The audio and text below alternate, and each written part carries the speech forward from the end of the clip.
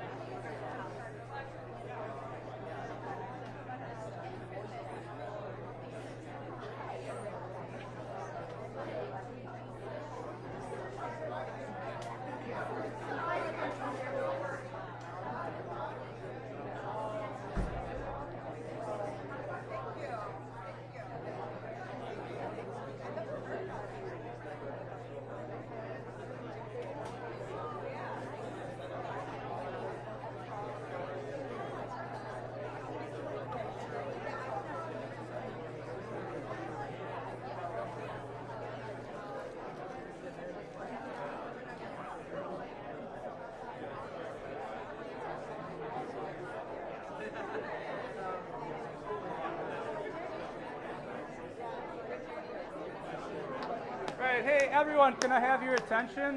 Hi, I'm Matt. I would like folks to start filling in. The speaker is going to be at the podium here, and so if folks want to kind of spread in this area here, that would be very helpful. And specifically shock a few people right here, please.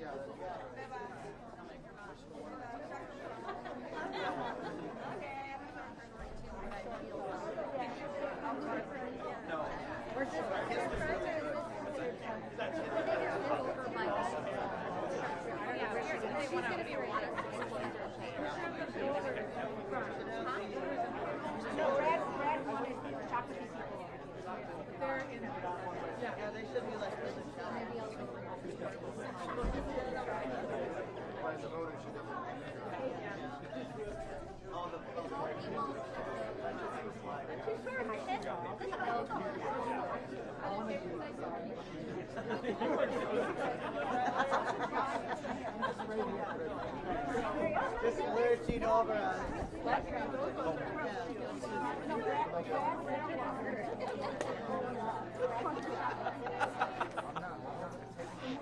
All right. You ready? Hold on, I gotta go live. No, I'll give you the go. Where's Holly?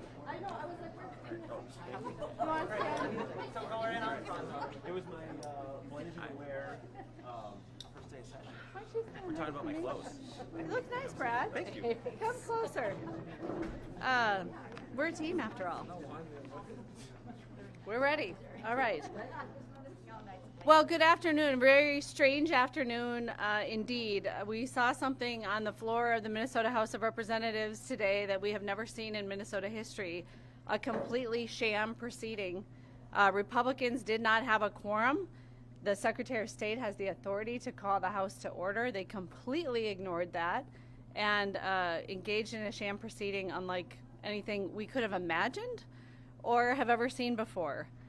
Representative Brad Tabke won this election. It was announced on election night. It was confirmed in the recounts. It was confirmed again by the district court this morning in a 44-page opinion that found there was no basis in law or fact for a special election. The decision could not have been more clear, and in fact, it was not surprising because anybody who followed the trial saw that it was demonstrated very clearly that Representative Tabke had won, and it was impossible for Aaron Paul to assert a successful election contest. Minnesotans voted for a 67-67 tie in the Minnesota House of Representatives. We worked for 60 days developing a shared power agreement because obviously in a 67-67 situation, with neither party having enough representatives to even convene the House or to pass a bill, we have to work together. In recent weeks, unfortunately, the Republicans have walked away from the negotiating table, instead asserting that they should exert complete control for 2 full years.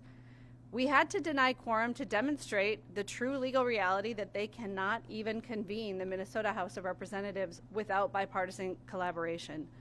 We are anxious to join them in proceedings on the House floor and in real committee activity. But in the meantime, we will be very busy in our legislative districts doing all the portions of our job that don't include traveling to St. Paul and attending session on the House floor. We will deny quorum for 3 important reasons. First of all, Representative Tabke won. And the Republicans made clear that they are going to try to kick him out of the House anyway. That is outrageous, untenable, has never happened in Minnesota history. Has never happened where somebody who got the most votes clearly won, the other party kicks them out just because they want to have a do-over.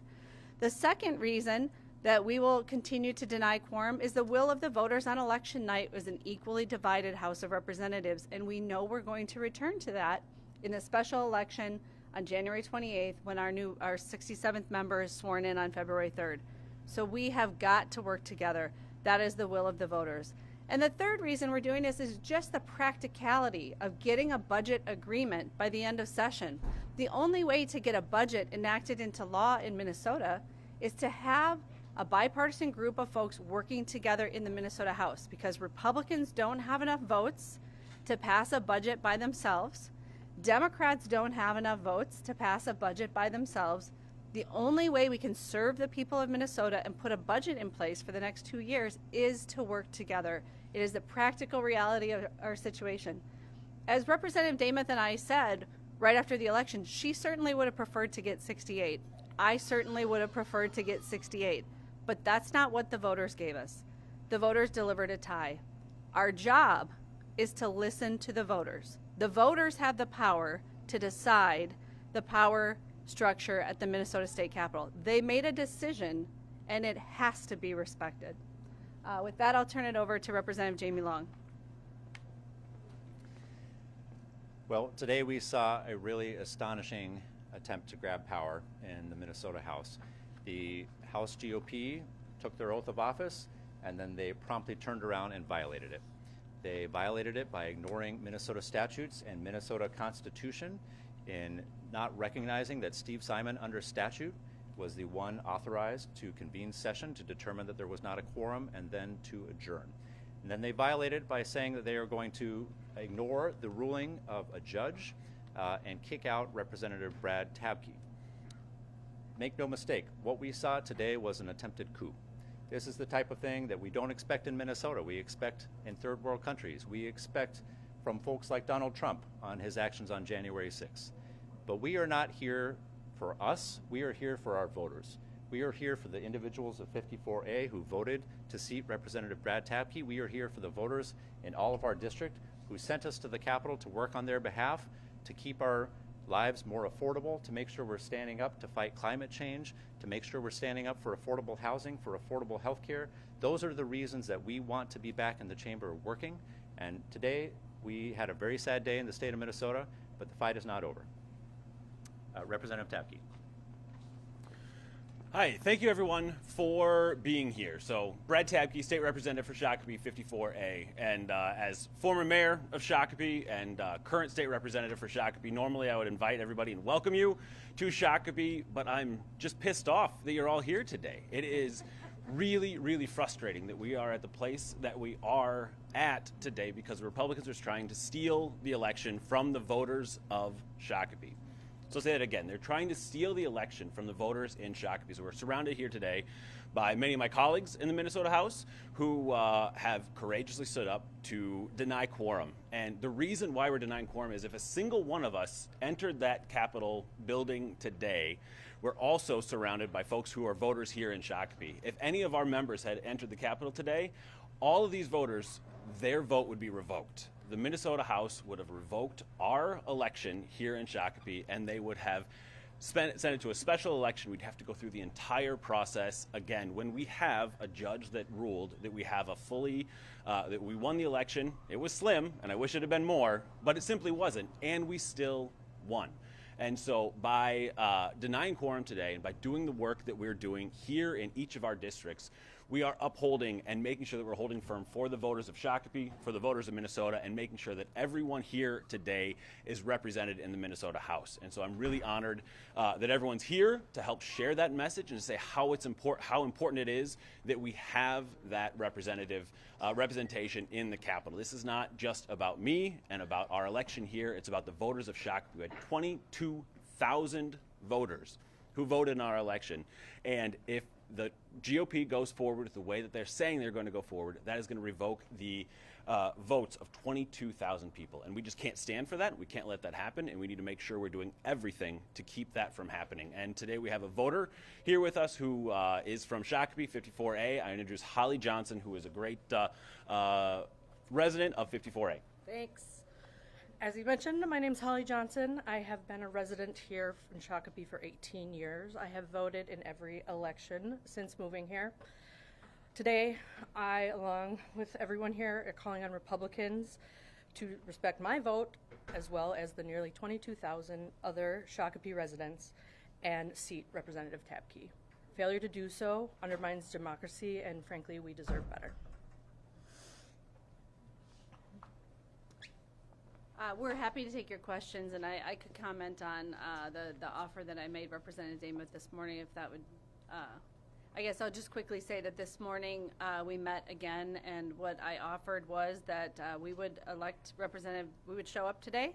We would elect Representative Dameth Speaker of the House for real, in a real session, and that Republicans would then control the Minnesota House for the first 3 weeks during the time when they have the one-seat advantage, and that we would then revert to power sharing if the Democrats return to 67-67 as we expect on February 3rd. She was unwilling to accept that offer and would not agree to seat Representative Tabke. The best she could offer me today was that she wouldn't kick him out today. And so we had no choice but to deny quorum. Questions? Next, yeah, I heard Leader Long say you're not done yet. The lawyer leaders, I'm guessing there's more legal challenges ahead? There are. I anticipate that there will be court actions filed either later today or tomorrow. And we'll just have to let those pleadings speak for themselves. I think there will be a number of suits being filed.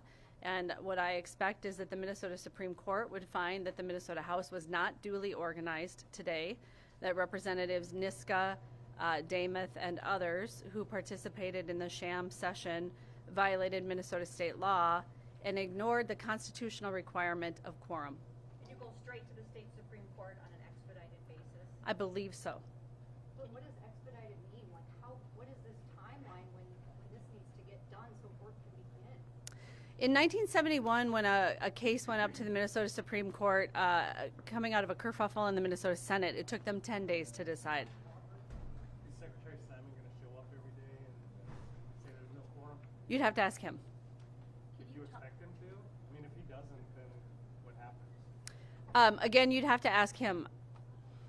Can you talk a little bit about, I know you won't get into the filings, it sounds like, but on what grounds can you sue what they did? Because, you know, they could have appealed the quorum question. They did not do that. So what is the basis of what you're saying here? I'm going to get out over my skis a little bit. We're going to, we should wait for the pleadings. But what I will say is that the Minnesota Constitution has certain requirements for the legislature. One of the requirements of the legislature is that it has to have a quorum to do business. Quorum is absolutely clear in Minnesota law, and Secretary Simon's 2 letters really spelled out all the legal authority, making clear that that is the case. The Minnesota Supreme Court is the arbiter of what's constitutional in Minnesota, similar to the U.S. Supreme Court being the arbiter of what's constitutional in the U.S. Constitution. So because they are the arbiter of what's constitutional, I expect that they are the entity that will decide whether what House Republicans did today was constitutional or not. And I expect that they will find it was unconstitutional. So would you call this a constitutional crisis, what happened today? It seems to be, yes. I mean, I worked very hard to avoid this, and I was willing to go very far in negotiations, but there was just no there. I tried a number of things last night. We talked about different concepts of places we could go beyond even what I put on the table, and it was clear that none of that was welcome, and that Republicans were really wedded to this plan. Can you detail how they kick out Representative Tabke? Is it a vote? What process is it? Detail to our viewers what that Sure. would look like if you stay the vote that way? Right. So if we were to show up in a situation of 67-66, they would probably move to declare a vacancy in the district. And through procedural motions on the floor would make it very hard for us to fight that battle.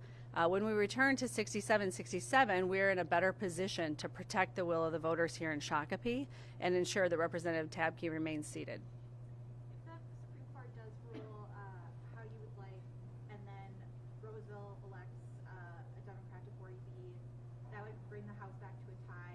How do you expect negotiations to go? Like, what more can be offered? What more can be done with negotiations? Well, I think by that point in time, we'll have a really good example of what's happening in the Minnesota Senate. And we'll be able to look over at what could have been in the Minnesota House for the same period of time.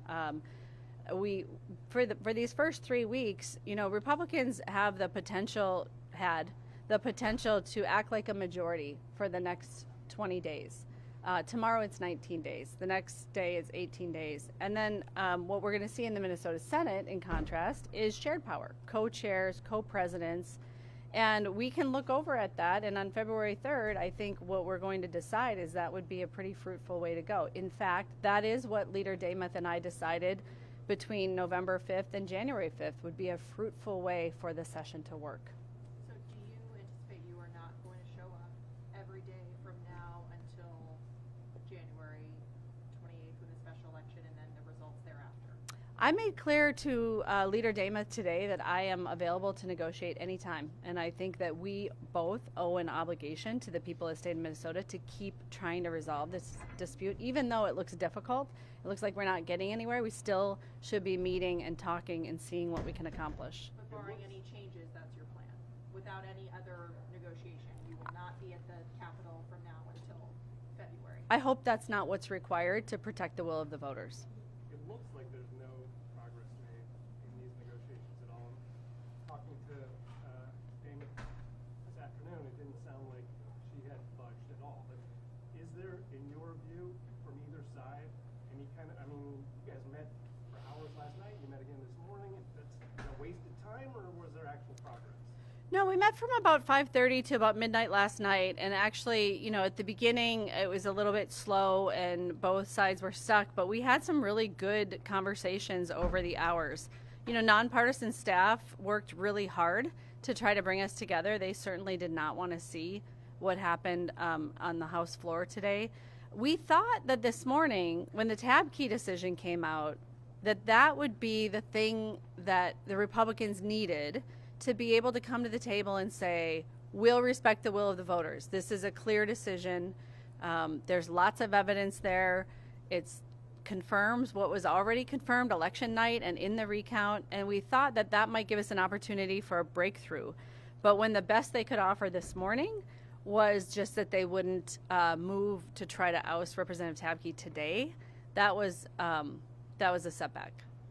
What about the look today? You know, the images that are going to go out all over the state, maybe the country, of a half-empty chamber and Democrats not showing up. What do you say about that image?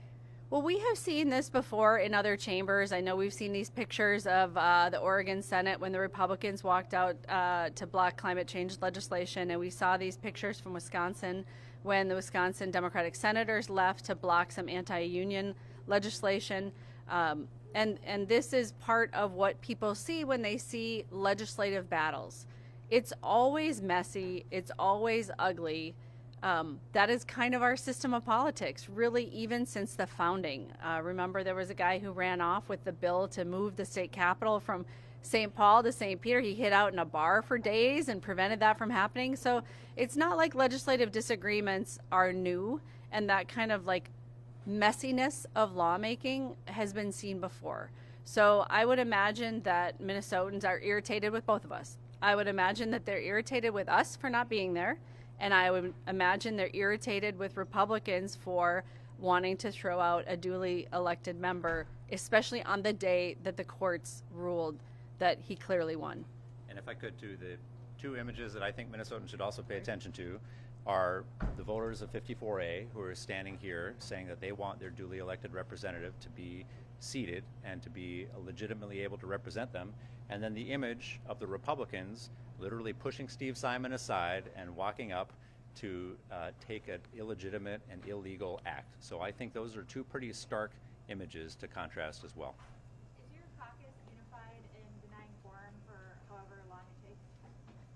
Yes. Can you talk a little bit about if nothing breaks and the special election happens, it's a plus 20 Democrat seat, you get back to a tie, what's keeping Republicans from still trying to unseat Representative Tabke if Tabke cannot vote on his own self? That's what the law says.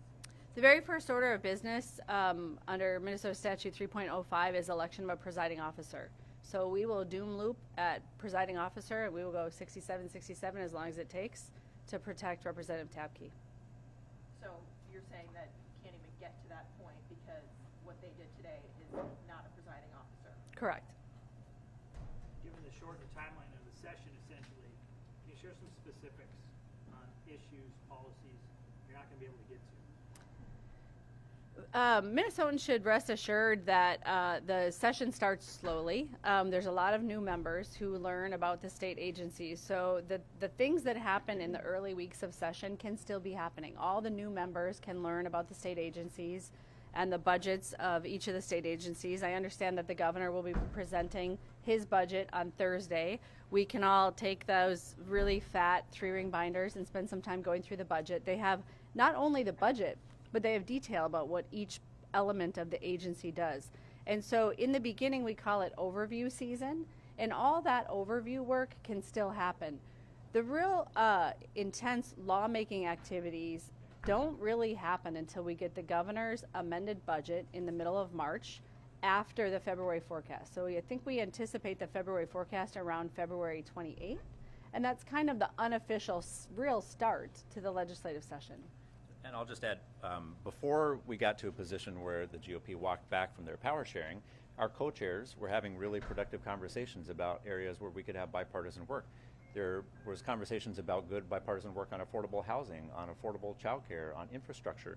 And so we know that there are areas that we can work together on and that we will be fighting for. And the Senate had the same choice, where they knew they were going to get to 67-67, or they were going to get to a tie at one point. And they chose, let's work together. The House GOP had that choice and they walked away. Republicans also, they don't dispute, it seems like, that, you know, Simon starts this whole thing, right? But they're saying it is not in his authority to adjourn without a vote and make the call on quorum. So why are they incorrect? There are there's 3 statutory provisions that I'm familiar with. There might be more. But Minnesota Statute 3.05, 3.06, and 5.05 clearly indicate in state law that it is the Secretary of State's job to preside over the House on the first day. As the presiding officer, until a presiding officer is elected, it is his responsibility to determine whether a quorum exists. And he did substantial legal research to find out what were the proper bounds of his role, and talked with nonpartisan experts, as well as doing a ton of legal research. How much damage has this done to relationships across the aisle?